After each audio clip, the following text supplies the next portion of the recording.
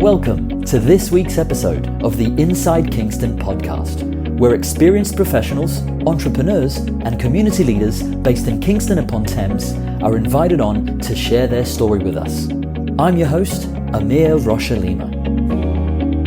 This week's episode of the Inside Kingston podcast is brought to you by Holland Harnham Wills, a financial planning and wealth management firm based in Kingston upon Thames.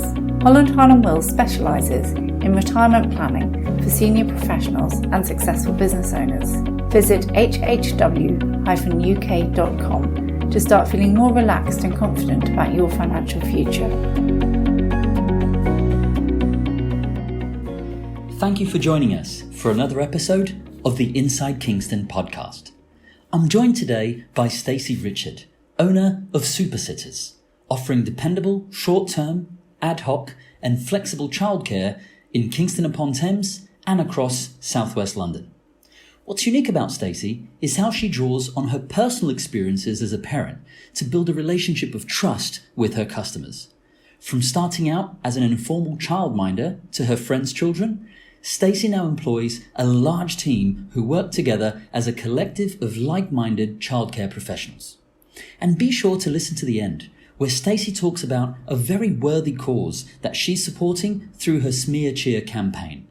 So whether you're a busy parent wanting to know more about local childcare services, an aspiring entrepreneur interested in knowing more about the business side of the childcare sector, or you want to know more about what it takes to start up and grow your own independent business, then I hope you enjoy this episode of the Inside Kingston podcast. Welcome, Stacey Richard, to the Inside Kingston podcast.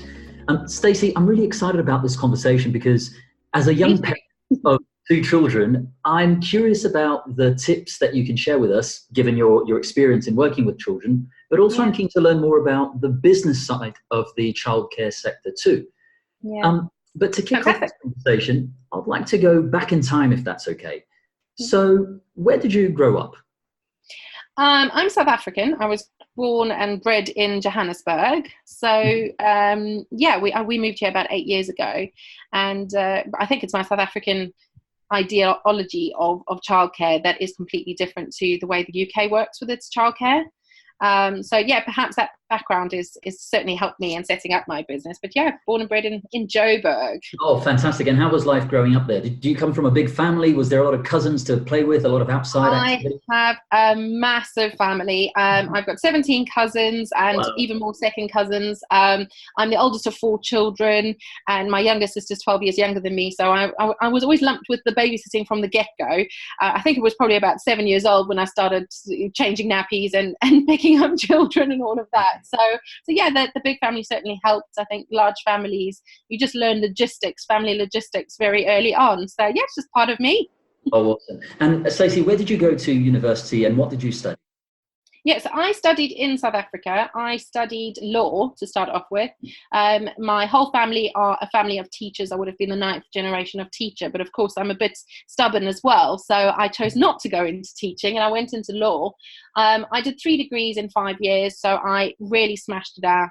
And then I started doing my articles where I specialised in family law. So I did a lot of the hard side of law in the sense of adoptions and custody battles, maintenance battles, those types of things. And to be honest, it really just affected me massively in the sense that, my perfect family is not actually everybody's family. So it was quite a tough lesson to learn quite early on in my age. And I think it was a stepping stone that really pushed me forward to really find what I was happy doing as well. Law was where I started. That's really interesting. And then obviously after your career in law, you then, as you mentioned, moved to the UK about 8 years ago. What prompted you to start your business? Well, I started more from the parent side of childcare. I had a child and I started questioning myself about, do I go back to work? Childcare is so expensive. I cannot afford to go back to work. All of my friends have now gone back to work and they've got their childcare sorted, but the train's running late. They've got no solution. Their child has chicken pox within the first 2 weeks of them being back at work and they have to take another week off. what do they do? None of our NCT group had any family close at all. The closest family was up in the northern part of Essex. So it was a case of none of us had any type of support. And I just started questioning myself, like, how is this possible in England, in London, in a first world country, that there's just not enough support out there? I think in our neck of the woods, there's a lot of families who have moved away from their families who might live in the country or move in different countries. And I just feel like there was not enough support at all for anybody. I felt childcare was quite rigid. I felt childcare was, take it or leave it. And nobody was out there to help you find childcare. It was just a case of, well, these are your options. If they don't suit you, sorry, you better make it work to fit in these boxes. And as the nonconformist I am and the stubborn person I am, I decided to just start helping my friends out and offering them kind of flexible childcare when they needed it.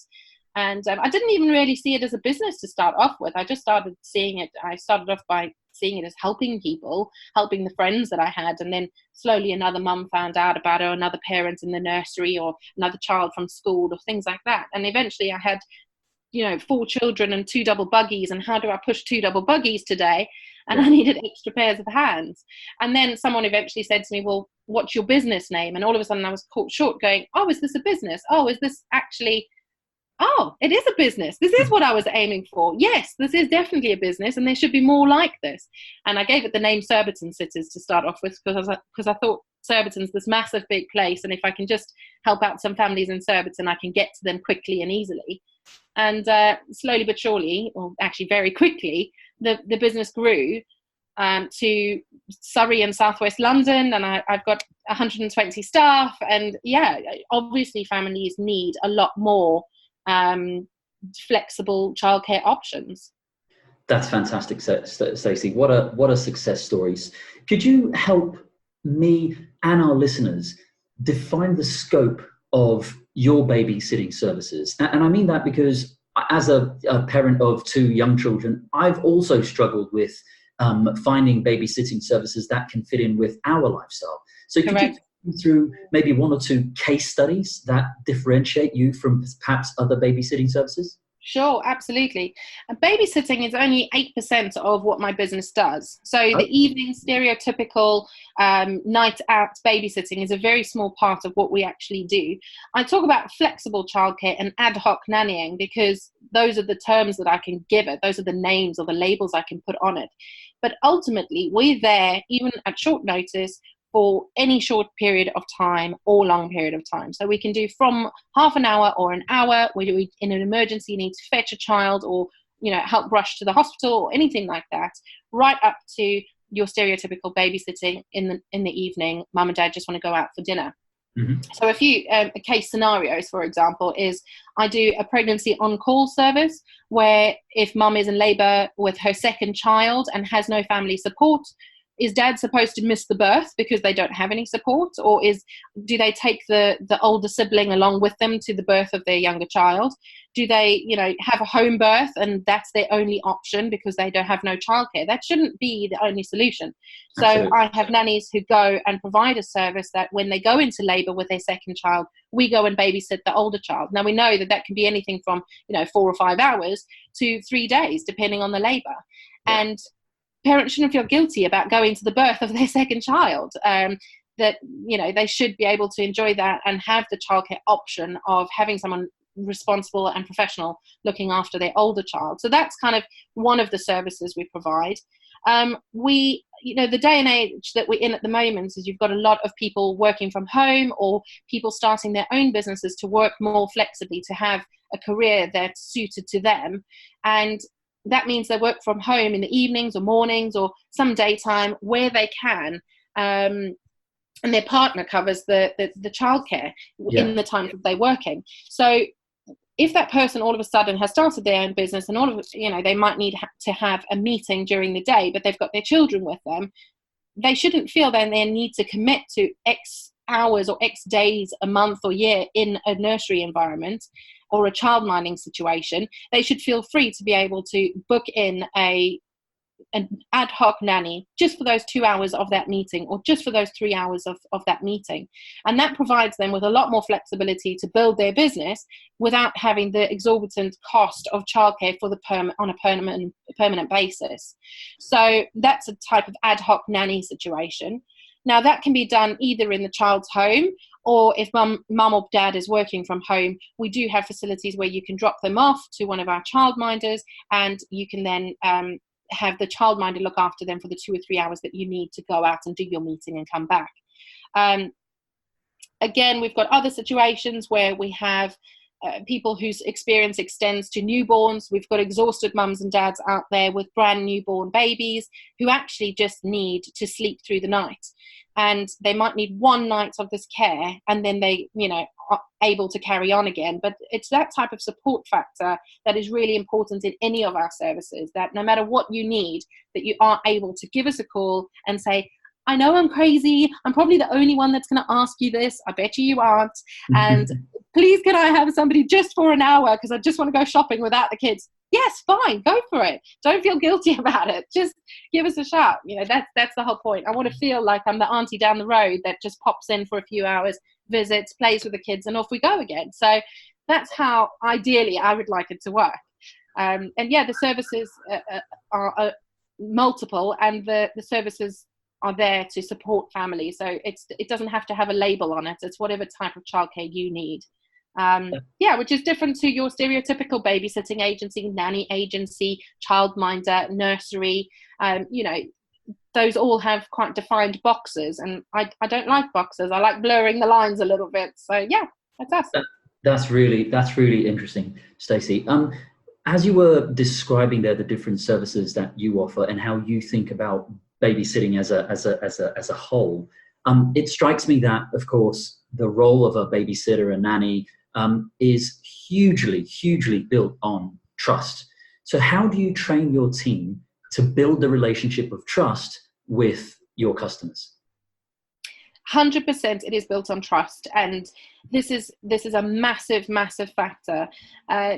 I'm a parent myself. Am I going to let my child, I often say to clients, would you give somebody your car keys and allow them to drive off for 4 hours, and please bring my car back in the same condition it was in? You'd never think of doing that, but yet it's okay to let some random person into your house for 4 hours to look after your child. Way more precious than a car, and that's what's striking about the trust factor, is it's massive. So I start off by making sure that I trust my sitters. I cannot possibly employ anybody that I do not trust with my own child. So I do everything by word of mouth. All of my sitters and nannies and childcare professionals, they are all recruited by word of mouth. I've met them before. I've been in the playground with them. We have sessions at my house as well. I interview them myself with children around me so that I can see them in action with children. It's not about a CV to me. A CV can say a lot of words, but I want to see them in action with a child. But also, so that's where it starts. But I also do not expect any parent to accept their babysitter never having met them. We always offer to meet you beforehand. We always offer to come over to play with the children beforehand so they get to meet us. And that level of trust is built up there as well. But even before we get to that stage, I do put the profiles of all of my sitters and nannies on my website, so you can see a face, you can put their qualifications, their experience next to that face, and understand that they do have a background in childcare. They are a professional childcarer. They are not the teenager next door. They are not just, the granny down the road who's never looked after a child before. And they're not doing it just for some extra cash. They're doing it because this is their career. They have a career in childcare. They might not necessarily want to work 9 to 5 all day, every day, but they want to work in flexible childcare where they can use their professional experience and qualifications to care for children. So yeah, it does start, it's a massive trust factor, and that's why it's always my face that people see. It's always my voice that people are hearing, because they have to know me and know that I will choose somebody trustworthy. Thereafter, they are all qualified childcare professionals. So yeah, the trust is massive, and I would never expect somebody to just leave their child with any of us without seeing qualifications, knowing that we experience, that we have all the checks, all the references, all the insurance, everything that you would require for your own child. So yeah. And it seems to go two ways because, of course, you are building this team around you based on trust yourself and knowing Yes. people before you, of course, hire them into your team. But you must be doing something right to get these freelance nannies that are out there to approach you in the first place. And one of the ways that I've noticed that you tell your story, Stacey, is through social media. And I must be frank here, I think that yours is one of the most authentic profiles on Facebook. Could you tell us a little bit more about how you use social media to build your business? Yes, social media is one of those very weird things. It's turned from, it used to start out as a social platform for people to actually engage socially. And now all it's become is this advertising platform. And it's very annoying, actually, because social media is, you should be able to look at my social media and get to know me, build up your trust for me, understand who I am as a person and what makes me tick. And you should be liking and following people or companies on Facebook and Instagram and Twitter, people that actually have the same values as you, people that believe in the same things as you, people that are passionate about the same things as you. And if I'm putting this beautifully filtered photo of myself and this beautifully manicured, run by a social manager profile on social media, how are you getting to know me? You're not. And I am very strong in my belief in that, is that it has to be my face, it has to be my personality. I even had a branding person recommend that I don't use my logo because it's too shouty, but this is me. My logo says a lot about who I am. Is it perfect? Absolutely not. And I do not profess to being a perfect parent, perfect nanny, perfect babysitter. There's no such thing. The same way there's no perfect child. And I think that idea of perfection on social media is wrong, and that's why I have everything very authentic on my social media, because yeah, you're not going to agree with everything I say. No, you're not going to love my brand every single day. No, you're not necessarily going to agree with every blog or every article I post. But that's my opinion. And I want it to be a social engagement. I want it to be, this is my opinion. What do you think? And somebody has an opinion back and can talk to me as a response. It should be used, social media should be used as a social platform to engage with me and to get to know me, to get to trust me. I don't say things, for effect. I don't say inflammatory things just because I feel like it, unlike some other businesses or profiles that work that way. I just want people to know my face. They must know who I am. They must know that I'm passionate about whatever I'm doing and what I talk about. And yeah, I would much prefer to be authentic and have no makeup on in my photos, because that's what you see when I'm walking down the street. I'm not, that's just who I am.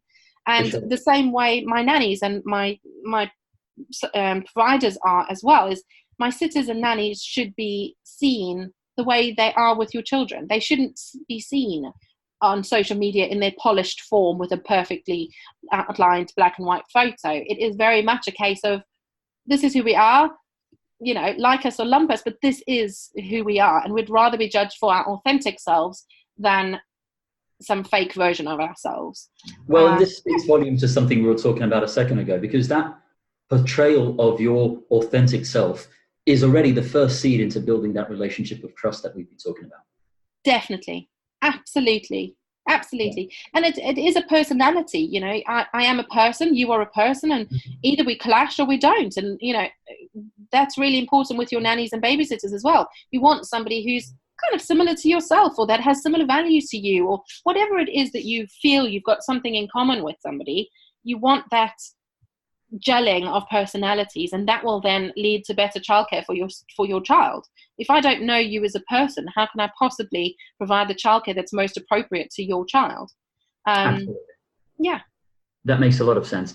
Stacey, a second ago, you mentioned something that really struck a chord with me, and that was when you were going through your case studies, you went through effectively the subject of mental health and well-being of the parents when they're trying to juggle life and taking care of a newborn. So as a young parent myself, I'm curious, what tips could you share with our listeners for, say, coping with a toddler and a newborn at the same time?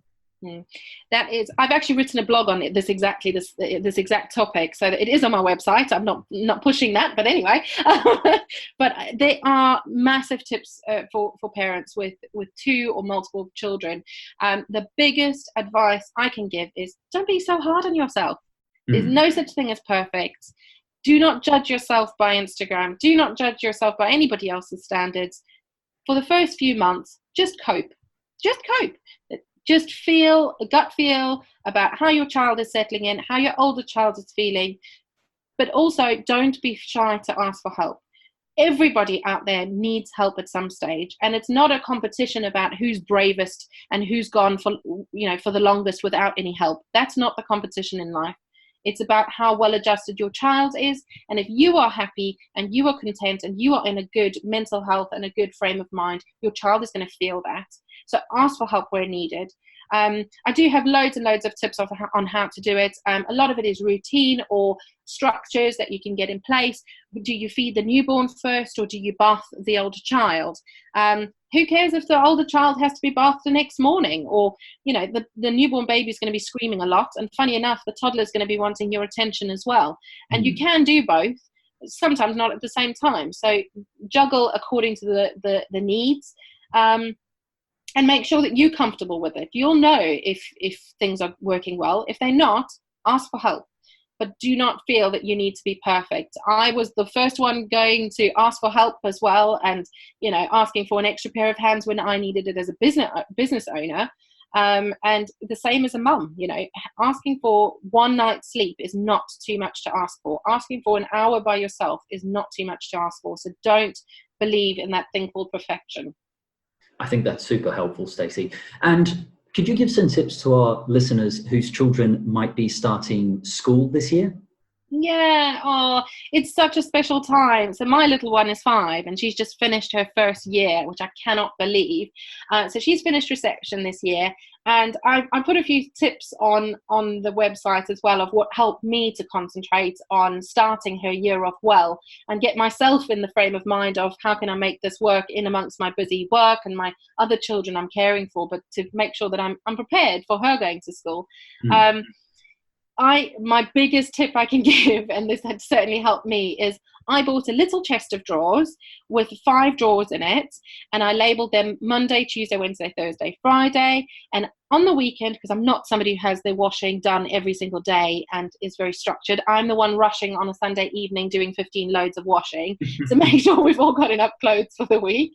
So I do all of her washing all at once, and then I put her whole outfit for Monday to Friday in each drawer, and then with hair bobbles, with a hairbrush, with an extra belt, or with an extra pair of socks or an extra pair of underwear, so that you're not rushing around at the last minute on that in the morning freaking out about, where did we leave your socks, or where did we leave your jumper? That every day has got its outfit in it. So worst comes to worst, you can grab the whole outfit out of the next day and put that one on. That's my biggest tip. It's really helped me to streamline things.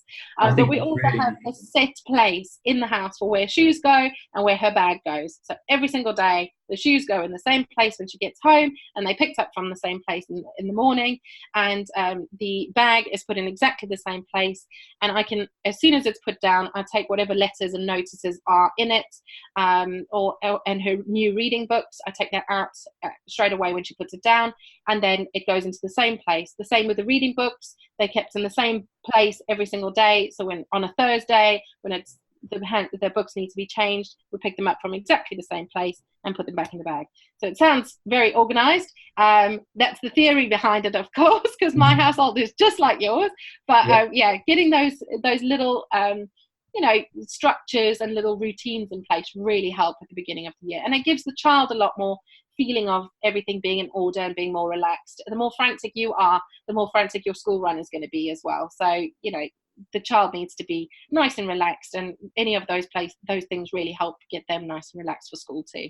Absolutely. I mean, my experience has been that the smallest bit of routine that we instill in our children, as you said, leaving all the shoes in one place or the reading books are in a particular place, it seems like they enjoy knowing that as much as us, because they know exactly where they need to go to help out and be part of that routine, which you can build into your sort of day to day with your children as well, can't you?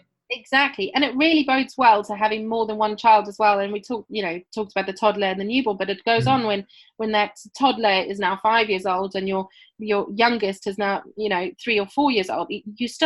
They start learning from the older child. And if you've got those little routines in place for the older child, it really makes smooth going, because that little one and even the bigger one are going to start saying to you, look, Daddy, I got my shoes and I put them on myself. And there we go. It's really easy to reward them and praise them. And how much easier has that made your morning? Because they know what to expect, they know what's coming, and they can help. And they feel that they're helping you in your home environment as well. Despite the fact that the shoes might be on the wrong foot or the socks are inside out, they've done a really good job by helping the household get out the door on time. Absolutely. Stacey, on the topic of career advice, what tips would you give to any of our listeners who might be thinking of a career in becoming a nanny or a babysitter? There is no tip bigger than love what you do. You have to love children. You have to love your job. You want to go to work every day and open your eyes in the morning and go, yay, I'm heading out to work. And yeah, that sounds idealistic. It's not. You can do that. I do that every single morning. I'm happy to get out of bed. And I look after children every day. If you're not passionate about working in childcare, it's not a well-paying career. It's not necessarily the most luxurious career, because you're going to land up with yogurt on your top. It's very important to love children and definitely go into it. It's an incredibly fulfilling career to go into. I cannot explain how many children I've seen grow up, and you just see them a few years later and you go, oh my goodness, I had some part in their journey. And I love that. Definitely, if I think there's too few people actually wanting to go into childcare, because it's an incredibly rewarding career. So definitely do. And yeah, I'm happy to talk to anybody if they want to know about what courses to do or what qualifications are better than others, or what recruiters or employers want to see on a childcare professional CV as well. It's really, I'm very happy to have that discussion with anybody. Oh, that's fantastic, Stacey. I want to shift gears slightly, if I may, and I want to talk about some of the work that you do in the local community. In particular, could you tell us about the Smear Cheer campaign that you've recently been championing? Yeah, absolutely. So I start by laughing off because I start off by laughing because that's not really a campaign that I started with the intention of it becoming, number one, as big as it is, or number two, actually having as much of an impact as it has. It was one of those things where I've had lots of friends who've had abnormal smear tests come back. I'm 35 myself.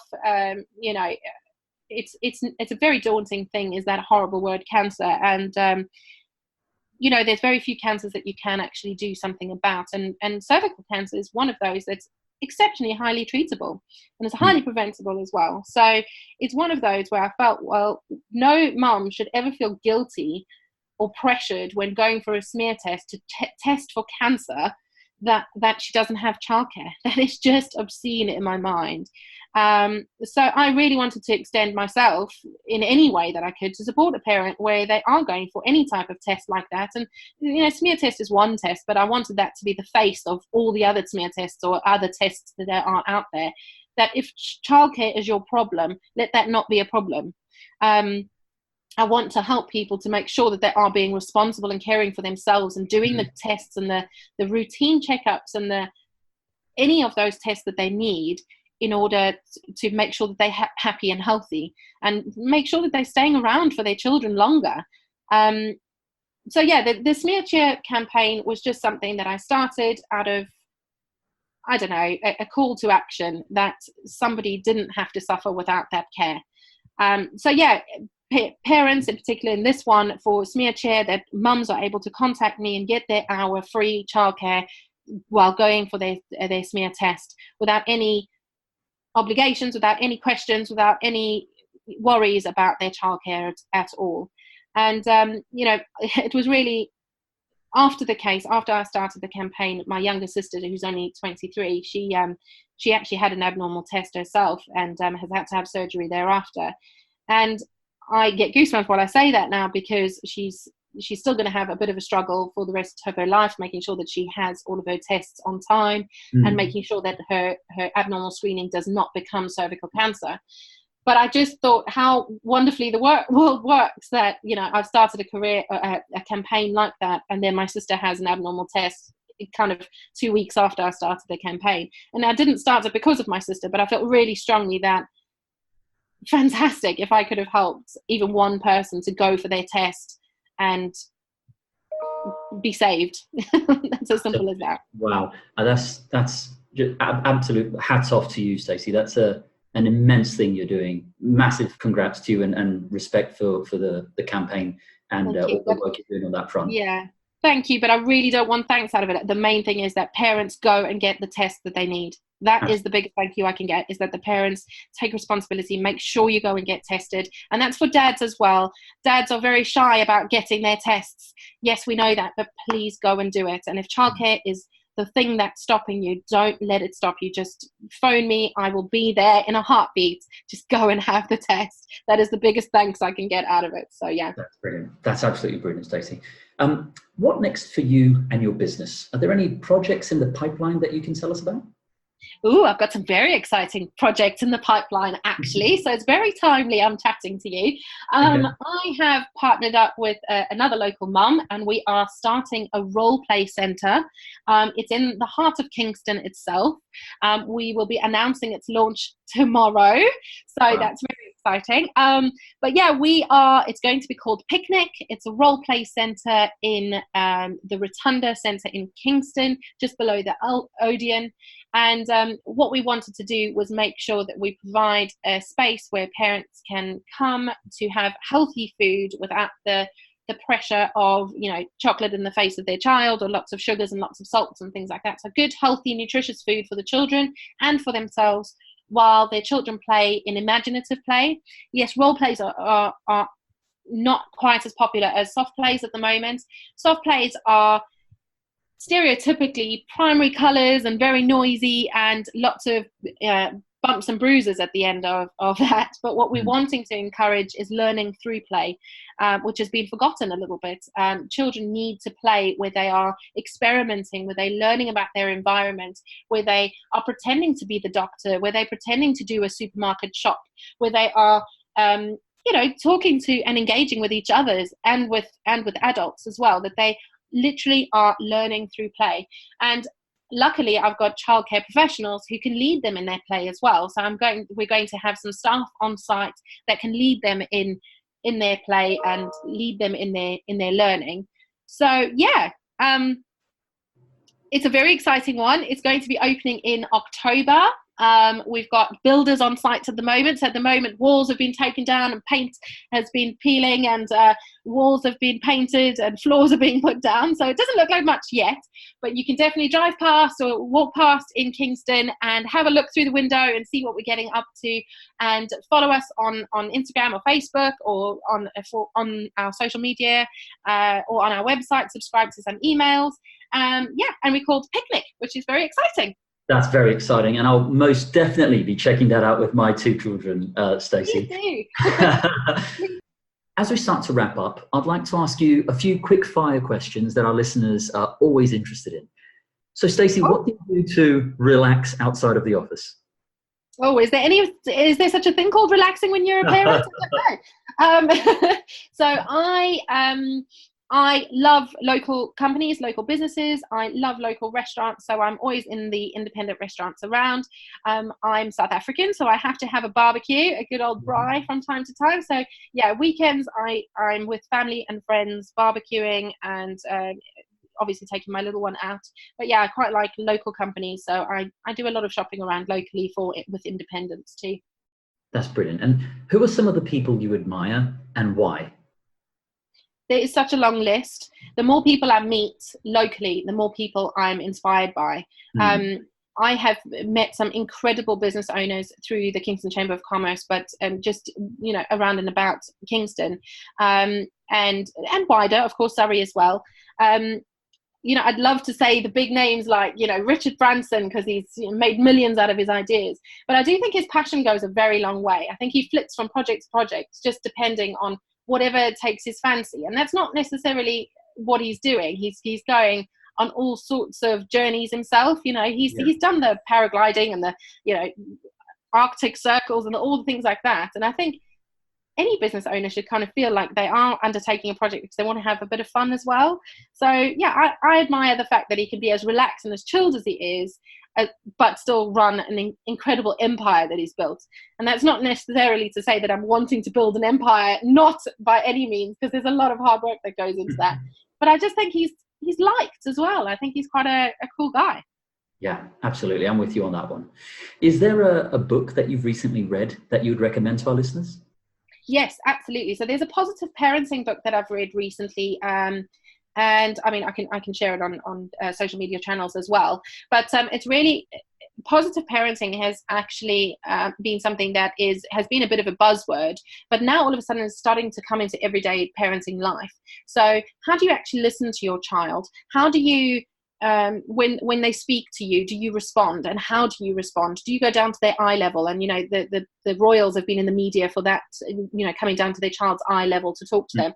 And that is part of positive parenting, that you actually focus on the positives of the child and you grow their confidence and their emotional stability. And I think in this day and age, we've got a lot of mental health problems. And a lot of that can stem from emotional instability from a young age that's, taken through into adult life that's not dealt with appropriately. So yeah, any books that you can find on positive parenting are a good read. And are there any movies or TV series that you've recently watched that you would recommend to our listeners? I watched one recently, which was quite a scream, actually. It was quite eye-opening to see how close it was to real life. And it's called Working Moms. It's an American series just about moms returning to work. Some chose to return to work and some chose to stay at home with their babies, and how they felt about all of that. And it's just a series, a comedic sketch, basically, on how these mums actually handled their responsibilities. One was, very high-powered woman who, hired a nanny straight off the bat, and the other one was staying at home and attachment parenting, a same-sex relationship, and all of those. And it was quite striking to see how similar that is to daily life. And I thought that it was quite powerful, really, that that was even brought into a series, that someone actually bothered to put real life in a series, because I think there was lots of judgment being thrown around, and actually seeing these women and how they cope with it, and how their partners had to cope with it as well, of course. So yeah, it was interesting. I found it fascinating. Finally, where can people go to find out more about you and your business? Well, our website is obviously the main version, because the website is there to show the profiles and the faces and the experience and qualifications of all of our staff, and in myself included. So that's kind of where I would obviously tell people to go to first. But on our day-to-day basis, we're on Instagram as Supersitters KT, and the KT is because obviously we work in KT postcodes initially and as the forefront of our business. Supersitters KT on Instagram, or it's Supersitters KT on Facebook, and then I started the business as Surbiton Sitters. So on Twitter, I'm still Surbiton Sitters. So it doesn't really matter if you look up Surbiton Sitters or Supersitters, but we're growing outside of Surbiton, obviously. But yeah, the website is www.super-sitters.co.uk. And yeah, that's probably the best way to find us. And for the benefit of our listeners, I'll make sure that I link up to all of those resources on the show notes as well. That's right. Thank you. Stacey, thank you for joining us here on the Inside Kingston podcast. It's been a pleasure to get to know your story. Thank you so much for having me. It's great to have a voice and a mouthpiece. It's fantastic. And I've already seen some snapshots of the interviews that you've already had with other local businesses. So I'm keen to see the other ones. Fantastic. Thank you, Stacey. That wraps up another episode of the Inside Kingston podcast. Make sure to check out our guests' website, pay them a visit, and help spread the word about what they're doing. If you have any questions or know someone who should be a guest on the show, please feel free to get in touch. I would also love it if you could go to iTunes and leave us a review and a 5-star rating. We work hard to bring on some great guests, and getting a review from you is one way to help the podcast rate well on iTunes so that others can find and enjoy the show too. Thanks for listening.